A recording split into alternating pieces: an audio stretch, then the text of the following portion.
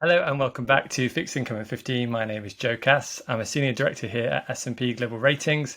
So I'm the host and the creator of the Fixed Income at 15 podcast. And on this episode, we are very happy to be joined by Mary Pryshlak, Head of Investment Research at Wellington, and Alexandra Dimitrijevic, Global Head of Research and Development at S&P Global Ratings. So today we're going to talk about investment outlooks. We're going to talk about how AI could impact the financial sector, and also what books fundamentally changed our guests' lives. So the compliance section here, a quick reminder that the views of the external guest are their views alone and they do not represent the views of S&P Global Ratings. Okay, thank you both so much for joining today.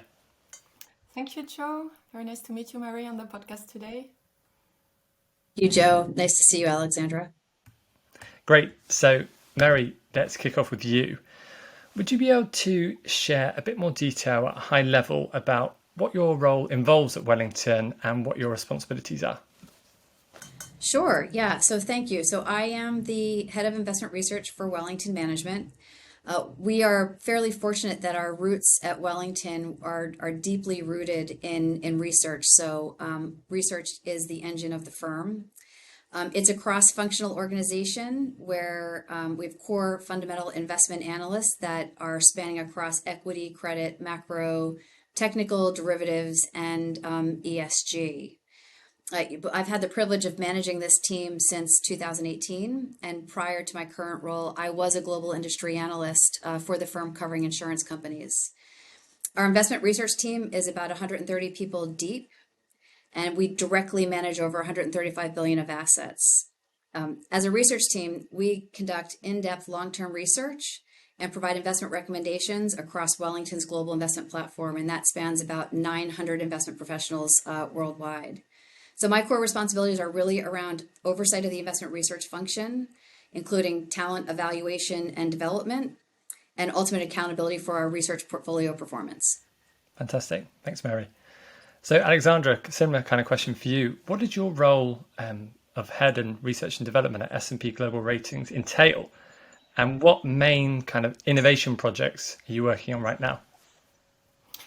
Yes, just so I have a team a bit like Mary of around 100 experts, and I think there are two parts to what my team does. There's the more credit research team that does the traditional credit research, credit outlook, ratings performance. This team also runs our credit conditions committee, which is the S&P Global Ratings internal analytical risk monitoring platform. So this is where we define at a macro credit level the house base case that underpins the credit rating, as well as the key risks that we're monitoring. As part of the research, we focus a lot on the thematic research as well, on in particular on the key emerging risks, the fundamental trends that are reshaping the world and are ultimately impacting credit. So just to give a few examples, energy transition, impacts from climate change, cybersecurity, DeFi, tech disruption, just to name a few.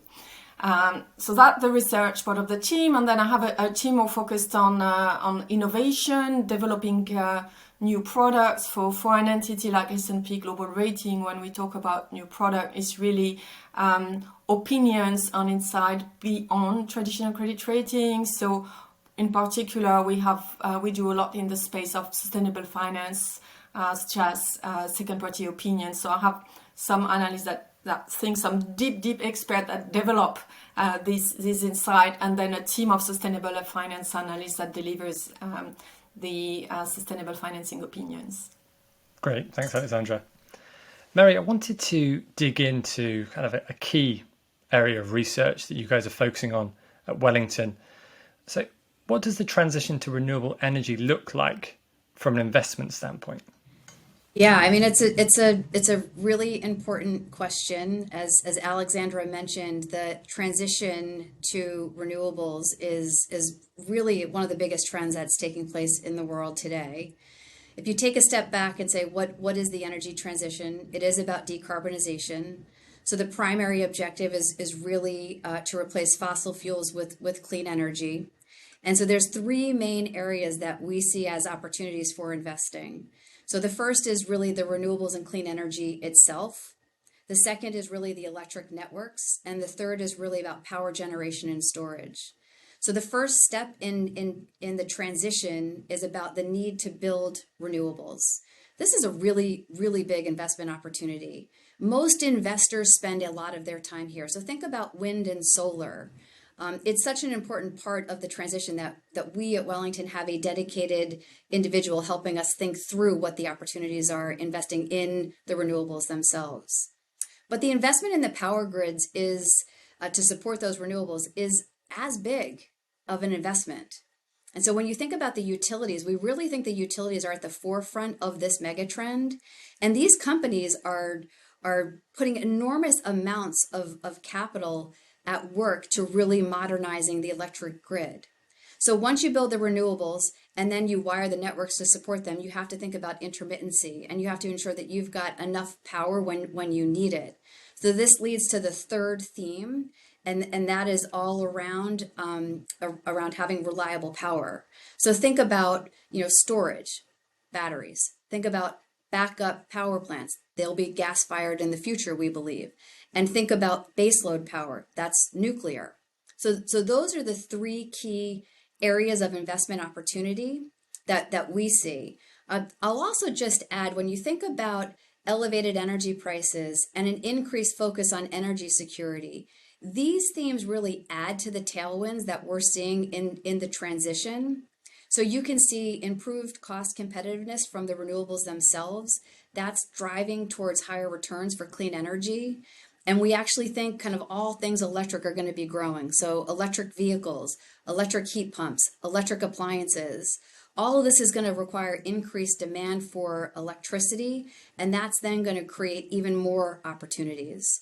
I'll add one last thing. At Wellington, we think it's really important to think about the transition across the entire value chain.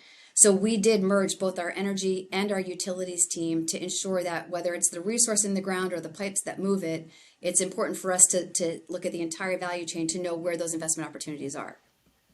Great. Thanks, Mary. So, Alexandra, S&P Global Ratings recently acquired Cicero Shades of Green, who are a leading provider of second-party opinions on green bonds. So, interested to know, what strategy is S&P Global Ratings pursuing in the sustainable finance market?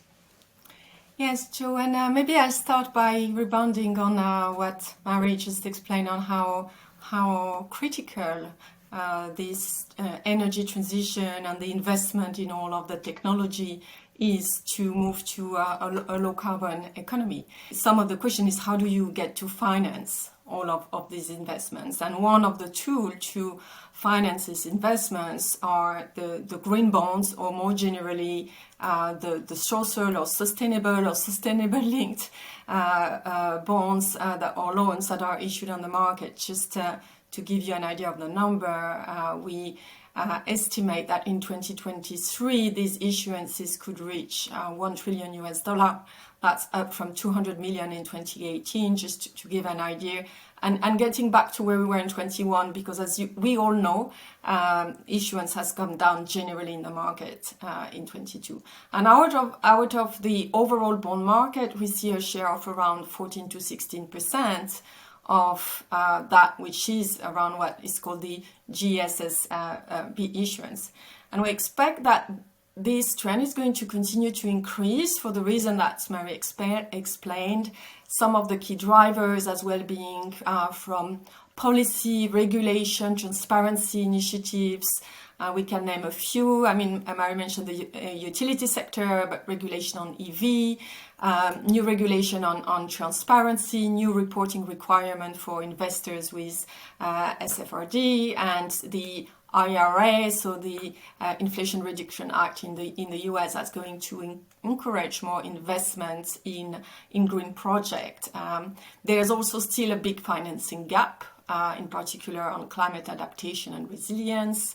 So generally, we think that there will be more demand in the market for some credible, sustainable financing debt. And at S&P Global Rating, we think that we have a role to play here, to be the trusted voice in this sustainable finance market by sharing by applying our rigorous, independent and transparent methodology and approach as we analyze all of these sustainable financing instruments. And this is in this context that, as you mentioned, Joe, S&P Global Ratings was very fortunate to acquire last December the Shades of Green business from the Cicero Climate Foundation. It's a Norwegian climate foundation that has over 100 climate scientists. And Shades of Green have been really championing this SPO in the global financing, green financing markets since the very first issuance by the World Bank in 2008.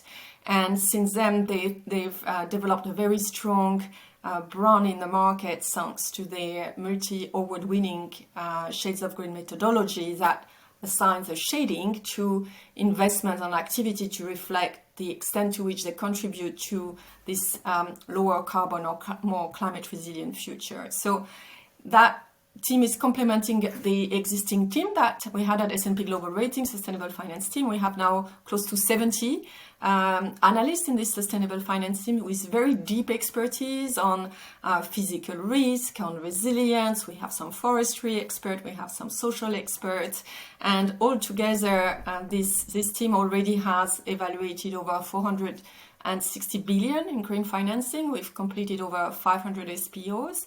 And I'm really, really proud of the quality of the work that the team that's been recognized by 13 industry awards, including already 4 in 2023. So it's very important for us at S&P Global Rating to really be providing that trusted view on this market, and we're working really hard on that at the moment. Thanks, Alexandra.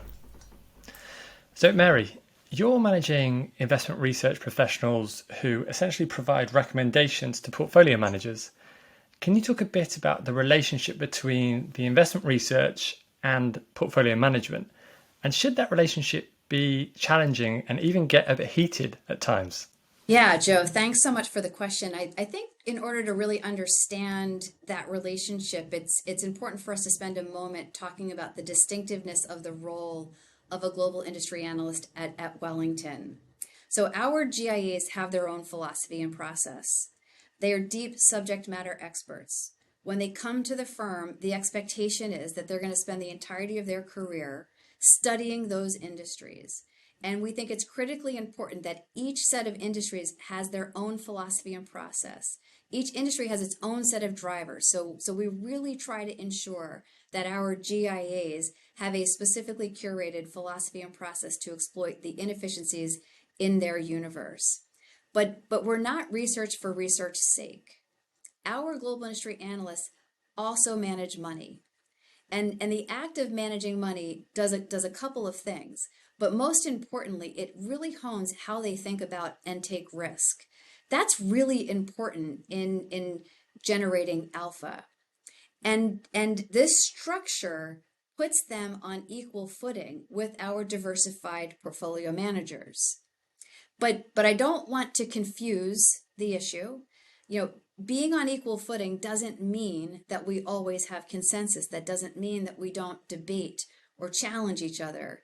In fact, it's quite the opposite.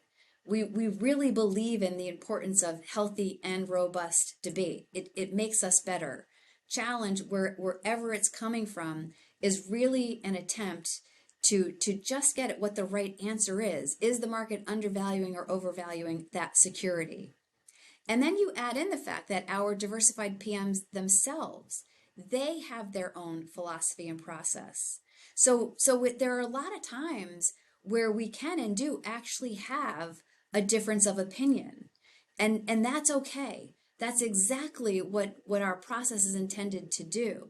And you can have different answers depending upon what your different philosophy and processes are. So we definitely do have the debate. We think it makes us better. The idea is to build a mosaic and connect those dots, and engaging with our portfolio managers is a critical part of that process. Thanks, Mary. So, Alexandra, as the head of global research, what's your credit outlook for the rest of 2023? What market topics do you think are particularly concerning right now? And essentially, what keeps you up at night?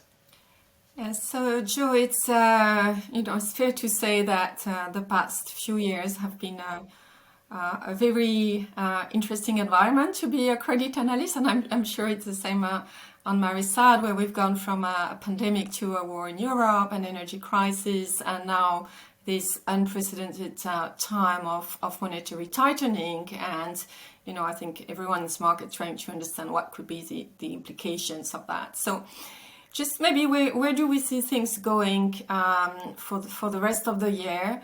Our base case is that we're going to see a continuation of the trend of credit erosion, which is really like mild credit deterioration that we've seen started in the summer of last year with more downgrades. The share of credit that we still have on a negative outlook indicates that there are more downgrades to come, and I can give you more sectors a bit later. And we also expect default to pick up. We actually just revised our default forecast and published earlier this week, where we expect default to increase to 3.6% in Europe and over 4% in the US. But generally getting to above long-term averages, but we don't see a credit crunch. So just let me maybe go a little bit deeper here. I think what's been a surprise to many in the market has been the greater resilience that we've observed since the beginning of the year, particularly at the macro and also at the credit level.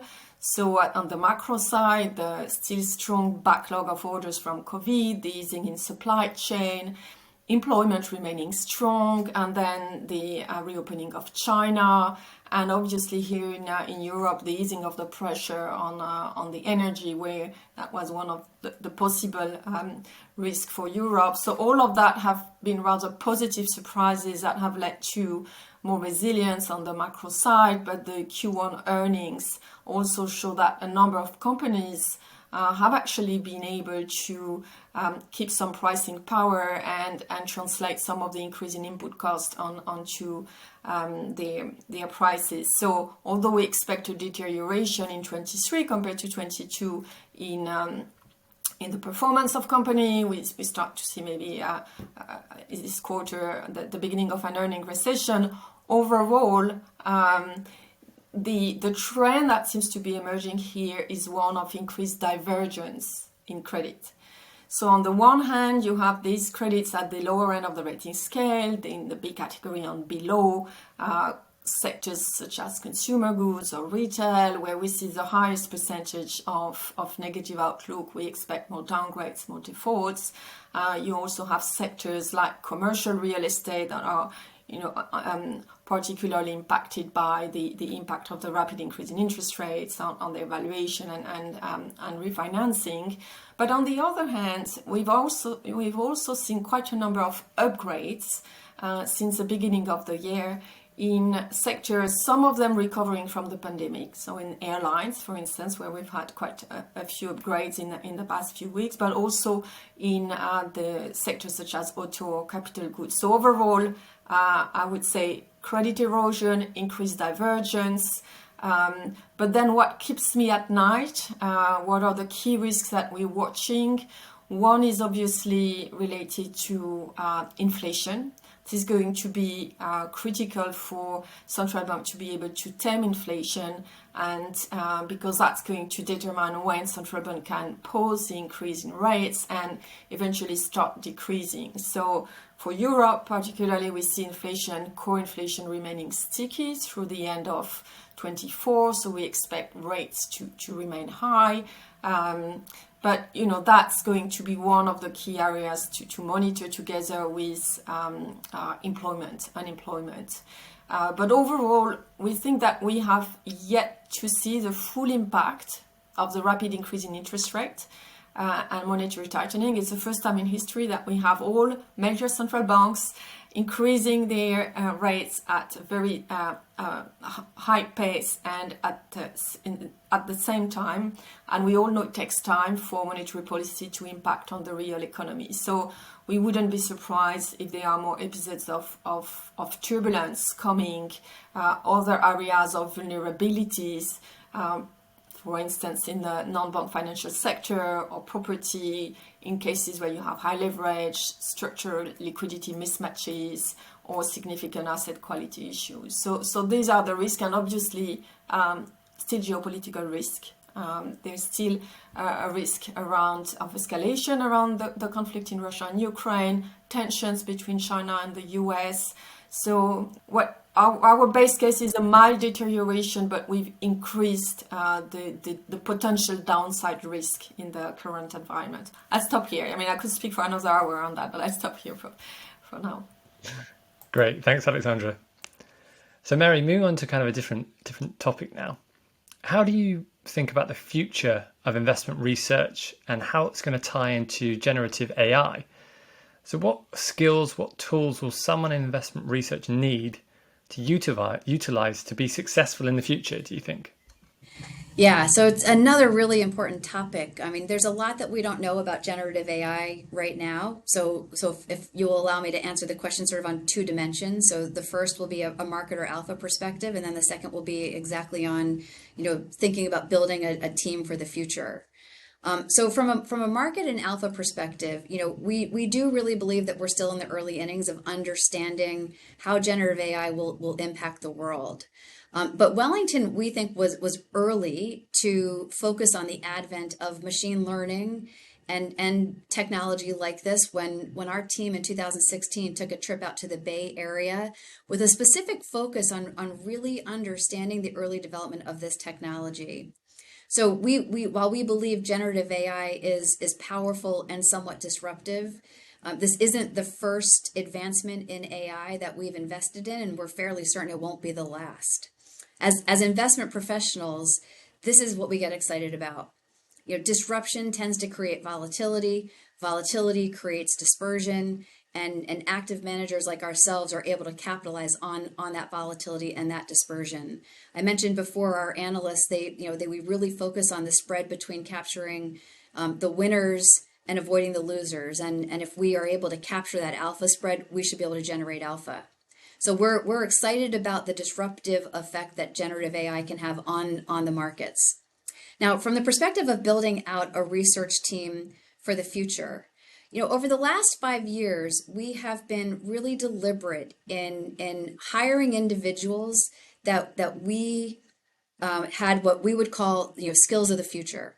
And the skills of the future for us really revolve around this idea of agility with data. And so what this means is think about, how can you use technology to your advantage that will enable you to build your own data set. So if you're our hotel analyst, imagine how powerful it would be if you were able to scrape all of the information that's publicly available, but come up with your own data set that gave you an edge on understanding hotel vacancy rates. Or if you cover Netflix and you were able to scrape the web and figure out and get an edge on subscribership levels, which we think is a determinant of the value of the stock, that's pretty powerful if you have your own insights and your own data set that's not publicly available to everybody. So data agility is pretty important, and we think it's really fueled by advances in technology. It helps investors connect the dots and get ahead of the market. I'll also add that we do have experts at our firm that do nothing but spend the entirety of their time really studying what's happening at the software technology companies. They don't just help me in thinking through and understanding how tools are evolving, but they also work with our investors because this is really disruptive across all sectors. And they help our other global industry analysts really understand the second order impacts that this technology will have on the world. Great. Thanks, Mary. Alexandra, sticking to the AI theme, how can credit ratings and credit ratings analysis in general be impacted by AI in the future? Yes, Joe, I'd like to rebound on what Mary said. I really loved your point, Mary, about the skills of the future. And there's one that maybe I would add to this, which is the critical thinking. And because if in our job as analysts, I think, AI and generative AI and could bring, as you said, more data and potentially facilitate productivity on some of the more basic part of the work or data gathering, but where human is still making a difference with a robot or with technology is about the ability to apply critical thinking and form an opinion about the future. And we've all discussed in that podcast today so many of the trends that are completely disrupting the world, whether it's climate change or energy transition or tech disruption with generative AI. And it takes some of that critical thinking to just figure out the implication that this might have. And maybe I'll take just a bit of a different angle from what we discussed on that topic. And I was reading, I'm sure you saw it last month, a very interesting article in The Economist, where Yuval Noah Harari argues that AI has hacked the operating system of human civilization because it really gives the ability to technology to master language, stories, and ultimately take decisions independently from the humans. So there were articles as well comparing this generative AI as a major breakthrough equivalent to the invention of the printing press. So, potentially quite a lot of changes and disruption ahead.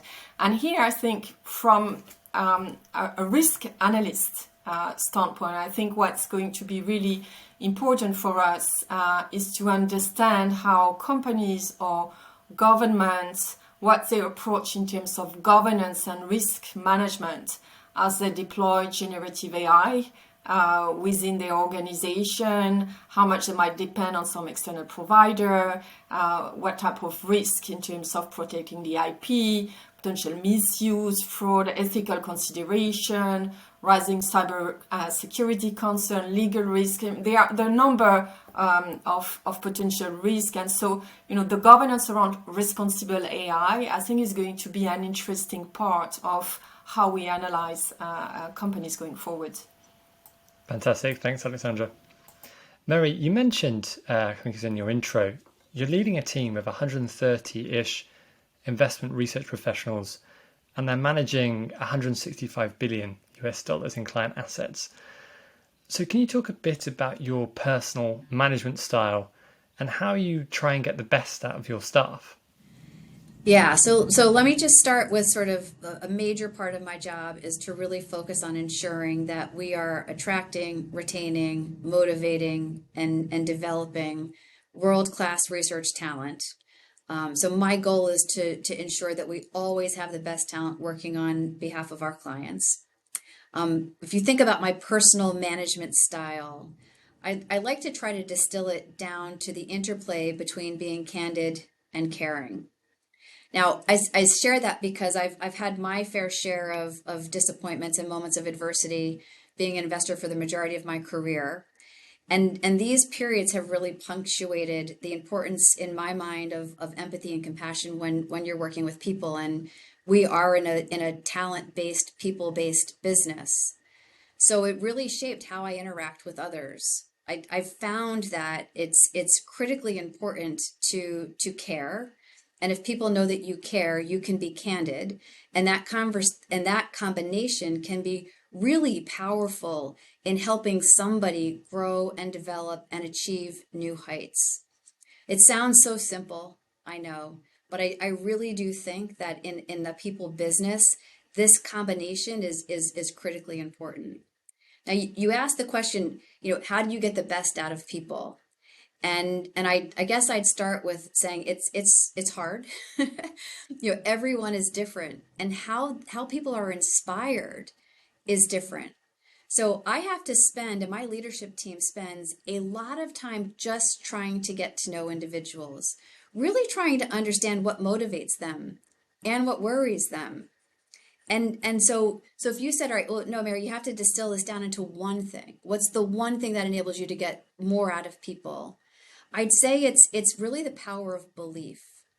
I often find that if I lend somebody my genuine belief in them, that's oftentimes all they need to have the confidence themselves to take that risk, to take that new job, to make that the invest in that security that they were really struggling with. So the power of belief in people sometimes is just really enough that gets them to get to a better place. So those are just some of the lessons that I've learned. Fantastic. Thanks, Mary. So, Alexandra, you also manage, as you mentioned before, over 100 professionals across the globe at S&P Global Ratings. What type of leadership style do you find most effective when you're thinking about driving change and growing your talent pool? So I guess maybe in terms of the context of the team, it's a formidable team with depth of expertise, very experimented leader on their market, on credit or on sustainability, really around the globe. I feel humbled working with such a group of talented individuals. And in terms of maybe, the role I can play in that context and then the leadership style, I view my role here as helping connect the dots, get the bigger picture, linking both to the trends in the market that we've discussed, but as well some of the strategy of the organization. And I guess it's a transformational leadership in terms of approach, really trying to associate my leader in helping us transform the organization. So usually I take a very inclusive approach in having lots of discussion, engaging with them, in setting the strategic direction for the team, leveraging on the deep insight that they have on their market, but really getting them to connect, or getting us to connect and discuss and share and iterate to create this connection and frame the direction. In terms of the how to get the best of people through that transformation, I'm a believer that people need to have space to be able to grow, to create, to lead with their own style, to identify with their team the best way to serve their market, their customers, and get this engagement at all levels to drive change. So for me, it's a constant balance between providing sufficient clarity in the direction, but being here and support when it's needed to tackle challenges, or when some decisions need to be taken, but then also leaving enough space for this very talented and experimented leader to grow their own leadership and better serve the market. So it's a constant steering. Every person's different, as Mary was saying, but even every situation is different. So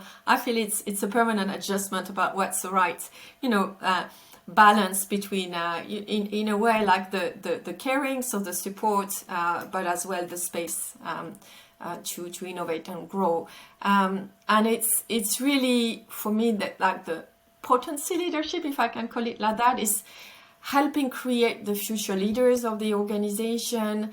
And I do, like Mary, spend a lot of time understanding the people in the team, their aspirations, and to the extent possible in our organization, put the people in roles where they can maximize their strengths, so that they can flourish and the organization are flourishing as well. So that's, you all say, don't ask a fish to climb a tree, right? So what's the right role for the right person that will enable the person and the organization to grow? Perfect. Thanks, Alexandra. So a question for both of you now. So what book are you reading at the moment? And what book have you read that fundamentally changed the way you think about everyday life? So Alexandra, I'll start off with you. Yes, I've been thinking after this question, Joe, and I'm not going to take one book, but it's rather maybe a series of books that have shaped the way I think you. I mean, you've heard me talk a lot about innovation and change in this podcast, and I think that's just because fundamentally this is something that drives me personally. I love the change. I love the challenge of creating and innovating, but it comes also with a lot of challenges of how do you do that. I think my journey here started with an excellent program I did at the London Business School called Exploiting Disruption in a Digital World. And one of the speakers, Peter Hinson, wrote that book called The Day After Tomorrow. And I thought there was a very powerful idea here in really thinking about how much human capital, how much time, how much money or leadership time organizations spend in addressing today's problem, as opposed to thinking about tomorrow or the day after tomorrow. And so that got me to start thinking around, triggered some thinking on this topic of innovation. And then one book that came later in my path, in my reading, is the famous Innovators Dilemma by Clayton Christensen. That, although it was published in the late 90s, I think has a lot of relevance. And in that book, really, the idea that struck a chord with me was to really this useful distinction between sustaining innovation and disruptive innovation. Because when you think about innovation like the disruptor, the Netflix or the Facebook, you often have that idea that you need to work in a garage and wear your flip-flops to really get the next disruption that's going to create the next big thing in the sector. But I think it's really useful to think in terms of this sustaining innovation, and not all innovation is about disruption, not all innovation is necessarily about new product, but it's really about that mindset and that process to constantly improving the services, the process, employee engagement, productivity, and also some really interesting reflection on, as an organization, how you shape the culture, how you drive that change. Can be linked to, do you have the right incentives? Do you have the right decision process? Do you have the right resource allocation to support some of that change and innovation? Great. And Mary, same question to you. So what book are you reading right now? And what book have you read that kind of fundamentally changed the way you think about everyday life? Yeah, I really appreciate the question, Joe. And I guess I'll start by saying I really consider myself a lifelong learner. And I've read a lot of books over the course of my life. And to really distill it down into one is really hard. I feel like every interaction that you have with people and everything you read has the ability to influence and evolve who you are. So I'm constantly evolving and learning. I guess I find inspiration in a lot of places. So lately, I've been focused on reading books around studying professional athletes. I think there's so many similarities to what we do in investing with professional athletes. There's a rigor that's required to win. There's repetition required for mastery. There's resilience needed to overcome adversity. And there's grit that you need to get through everything. So a book that I just finished reading is a memoir by an elite runner called Des Linden. The book is titled Choosing to Run. And I guess I wanted to talk about this book because I find myself falling into this trap often, where I tend to see these professional athletes usually on the biggest stages in the world. And I'm guilty of saying, wow, they're so natural. They're so gifted. They make it look so easy, but truly understanding the adversity that they go through, the mental strength, how they get the mental strength to continue to push the boundaries of what they are physically and mentally capable of is fascinating to me. So that's a book that I just finished. A book that I'm currently reading has a similar but slightly different tone to it, and it's called The Captain Class. It's by Sam Walker. This book is really exploring the qualities and characteristics of exceptional leaders in the world of sports. And it identifies a group of captains that have achieved extraordinary success. So the book spends a lot of time studying and analyzing leadership styles and strategies, but it also does underscore the important role that leadership plays in building and sustaining winning teams.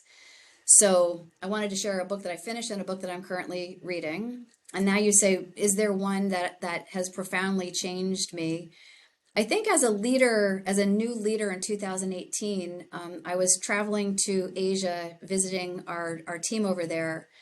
And I had the book called Turn the Ship Around.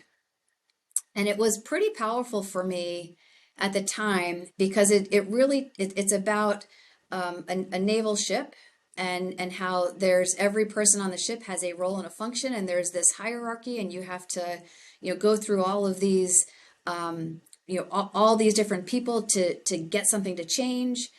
And this new leader came on, this captain came on the ship and was like, why don't you just make that decision? You're closest to making that decision, instead of going up to have 5 different people talk about it. And it was just so different on the ship. But it highlighted for me the importance of really empowering leaders, of really making sure that whoever is closest to the decision should be the ones making it. But then providing clarity around who has the decision and when do you need to elevate certain items to me or to others in the organization. So I do have to say that did profoundly change how I think about and lead with my director's investment research. Great. Thanks, Mary. So Mary, the last question of the whole podcast, it goes to you. So I typically will interview leaders, influential investors from the world of finance on the podcast. Thinking about everyone you've met, anyone you've worked with, or anyone you've just seen from afar, who would be the most interesting potential guest I should ask to join a future episode of the show? Well, it's so hard. I say that there's the one person that comes to mind is Kim Posnett. She is the global head of investment banking services at Goldman Sachs. I've interacted with her, not very much, but I do follow her on LinkedIn, and I'd say she's definitely somebody that you would like to invite on your podcast. Brilliant. Well, thank you so much, Mary and Alexandra, for your time today. As usual, for everyone watching, everyone listening, see you next time on Fixed Income in 15.